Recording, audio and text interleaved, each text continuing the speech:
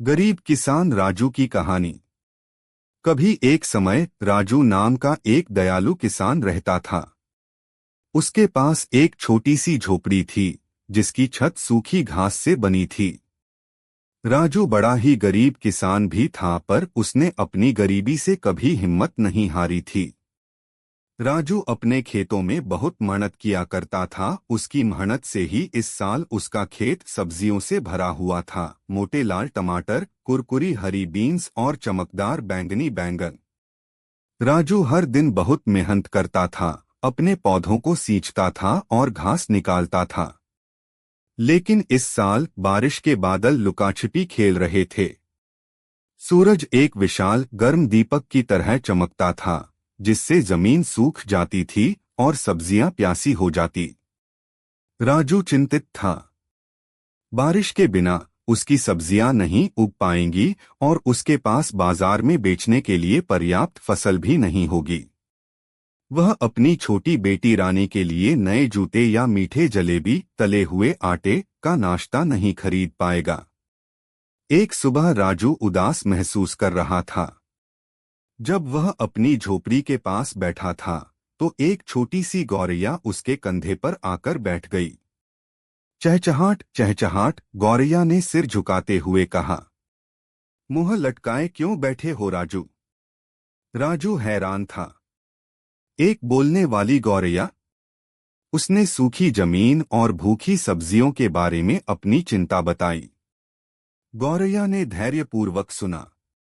चिंता मत करो राजू, वह चहचहाई। मुझे एक गुप्त स्थान का पता है। आम के ऊंचे पेड़ के पीछे एक छिपी हुई धारा बहती है। इसका पानी आपकी सब्जियों को फिर से हरा भरा कर देगा।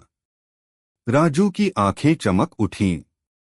उसने गौरैया को धन्यवाद दिया और उसकी बताई हुई बातों का पालन किया। सबसे ऊंचे आम के पेड़ के पीछे उसने एक जगमगाती धारा देखी, ठीक वैसे ही जैसा गौरैया ने कहा था। गरीब किसान राजू की कहानी आम के बगीचे से पानी लेके आता हुआ। राजू ने अपनी बाल्टी को ठंडे पानी से भर लिया और वापस अपने खेत की ओर दौड़ पड़ा। उसने ध्यान से प्रत्येक प्यासे पौधे के चारों ओर पानी डाला। सब्जियां खुशी से चहकती हुई लग रही थीं, उनकी पत्तियां चमकीली हरी हो गईं। कुछ दिनों बाद आखिर बारिश आ ही गई। कोमल बूंदें छत पर टप टप टपकीं, जिससे राजू का दिल खुशी से भर गया। उसकी सब्जियां बड़ी और मजबूत हो गईं, चुनने के लिए तैयार। राजू ने अपने ताजे फल सब्जियां बाजार में बेची। उसकी मुस्कान सूरज की तरह चमक रही थी।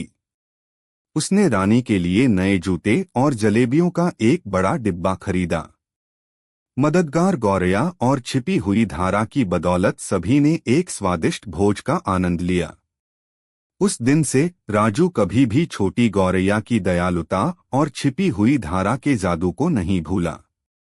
वह जानता था कि भले ही चीजें मुश्किल लगती हैं, वहां हमेशा थोड़ा जादू खोजने के लिए इंतजार कर रहा होता है।